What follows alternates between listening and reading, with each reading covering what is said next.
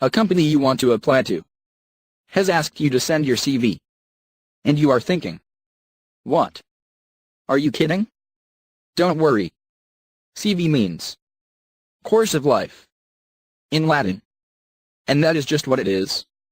A CV is a concise document which summarizes your past, existing professional skills, proficiency and experiences. The purpose of this video is to demonstrate that you have the necessary skills to do the job for which you are applying. Literally, you are selling your talents, skills and proficiencies. Follow these steps to create a great CV and hopefully achieve the role you are hoping for. Step 1. Brainstorming for your CV. Know what information a CV generally contains. Most CVs include your personal information, your education and qualifications, your work experience, your interests and achievements, your skills, and references. Also, experienced people tailor your resume to the job you are applying for. Use a modern but professional format. However, there is no set format for a CV. What you include is up to you. Step 2. Consider the job you are applying for. Research the company. A good CV is tailored to the specific job and company you are applying for. What does the company do? What is their mission statement? What do you think they are looking for in an employee? What skills does the specific job you are applying for require? These are all things to keep in mind when writing your CV. Step 3. Check the company's website for extra information about the CV. See if there is any specific information they want you to list in your CV. There might be specific directions listed on the application page. Always double check this. Step 4. Make a list of jobs you have held. These can be both jobs you hold currently and jobs you have held in the past. Include the dates that you began and ended your term at each particular job. Step 5. Brainstorm your hobbies and interests. Unique interests or hobbies will make you stand out. Be aware of the conclusions that might be drawn from your hobbies. Try to list hobbies that portray you as a team-oriented individual, rather than as a solitary, passive person. Companies want someone who works well with others and can take charge if need be. May you asked, what hobbies and interests that paint a positive image? The answer is being the captain of your soccer or football team, organizing a charity event for an orphanage, secretary of your school's student-run government. On the other side, the hobbies that imply a passive, solitary personality are watching TV, doing puzzles and reading. And remember, if you are going to put any of these things, give a reason why. For instance, if you are applying for a job at a publishing house, put something like, I enjoy reading the great American writers, such as Twain and Hemingway, because I think their writing gives the unique perspective into American culture at the time they were writing. Step 6. Make a list of your relevant skills. These skills often include computing skills. Are you a wizard at WordPress, Excel, in design and languages you speak, or specific things the company is looking for, such as targeted skills? Let me tell you this example of targeted skills. If you are applying to be a writer for a newspaper, then list that you are fluent in AP style. If you are applying for a coding job, then mention that you have worked with JavaScript. Step 7. Create the format for your CV. Are you going to break each section up with a line? Are you going to put each section in its own box? Are you going to list all of your information? Play around with different formats to see which looks most professional. Aim for no more than the front and back of a standard sheet of paper. Step 8. List your name, address, telephone number, and email at the top of the page. It is important to make your name a size larger than the rest of the text, as it is important for your reviewer to know who he or she is reading about. It is up to you as to how you format this information. Standard format would be to have your name in the center of the page. Your home address should be listed in a block format on the left side of the paper. Put your telephone number and email below your home address. If you have another address such as your address while you are at school, list this address on the right-hand side of the paper. Step 9. Write a personal profile. This is an optional part of the CV that is good for giving your reviewer a more in-depth look at you as a person. This is where you sell your skills, experiences, and personal qualities.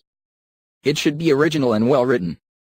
Use positive words such as adaptable, confident, and determined. This is an example of a personal statement for a CV, for a publishing company. An enthusiastic, recent graduate, looking for an entry-level editorial position that will utilize organizational and communication skills developed as a summer intern at City Light. Step 10. Create a section for your education and qualifications.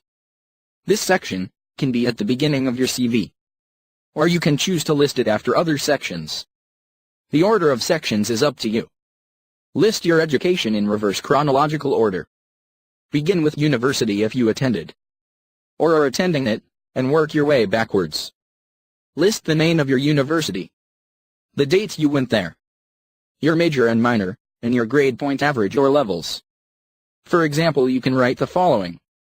Santa Clara University. English and History 2009-2013. Subjects include medieval literature, Victorian literature, criticism of poetry, and history of Great Britain. Obtained a 75% on my second-year exams. Step 11. Create a section for your work experience. This is the section in which you should list all of your relevant work experience.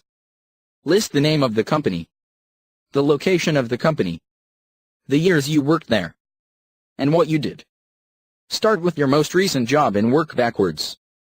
If you have a long list of work experience, only put the experiences relevant to the job you are applying for. For example, you can write the following. Diablo Magazine. Walnut Creek, California, March 2012 January 2013. Fact-checked information. Wrote articles for Diablo's blog. Assisted in researching of material for articles. Step 12. Create a section for your skills and achievements. This section is where you list the things you accomplished at your previous jobs, and the skills you have developed through your experiences. This is also the section where you list any of your published work, lectures you've given, classes you've taught, and so on. For example, you can write these achievements. Successfully took a national bestseller from manuscript to publication. Received certification in copy editing from UC Berkeley. Step 13. Create a section for your interests. You should list any relevant interests that paint you in the most positive light. Choose several interests from the list you created while brainstorming for your CV. Step 14. Create a section for other information.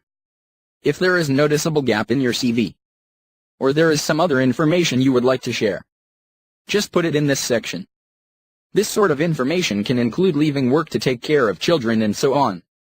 For example, you write this. I took 2 years off from my intended career path in publishing to teach English in Brazil through the TEFL program. Teaching English as a second language has helped me better understand the subtle nuances of the language. Step 15. Create a section for other information. If there is a noticeable gap in your CV, or there is some other information you would like to share, then put it in this section. This sort of information can include leaving work to take care of children. As an example, you can write, I took 2 years off from my intended career path in publishing to teach English in Brazil through the TEFL program. Teaching English as a second language has helped me better understand the subtle nuances of the language. Step 16. Create a section for references. These are people you have worked with in the past, such as professors, previous employers, and so on, that have seen your work and can credibly support praises that they give you. The company you are applying to may contact these references to find out more about your previous work. You should talk with the person you would like to list a reference before actually listing them. It is best to double-check that they still have the same number, are okay with giving you a reference, or that they remember who you are. Write down their full names and contact information, including their phone numbers and emails. Step 17. Check your spelling and grammar. Poor spelling is the quickest way to get rejected. If your CV is sloppy or riddled with errors, potential employers will be unimpressed. Double and triple check that you have spelled the name of the company correctly, as well as any companies you have worked for in the past. Step 18. Proofread for any sentences that could be written more concisely. CV that are concise and well written tend to do better than long-winded CV that have repetitive information. Make sure you don't repeat yourself. It's better to list many of your traits than the same few traits over and over again. Step 19. Read your CV as if you were the company you are applying to. What do you think about the layout and the information written there? Do you come across as a professional? Get someone else to read your CV. What do they think could be added or taken out? Would they hire you if they were a company? Step 20. Finally, check the company's application page. Look to see if there are any other materials they would like you to send in along with your CV. Companies may ask for a cover letter or samples of your work, such as articles you may have written. And good luck. Please don't forget to write your comments under this video if have any. Also, please like the video if you think it was good. Subscribe to our channel so we can provide always with the best videos.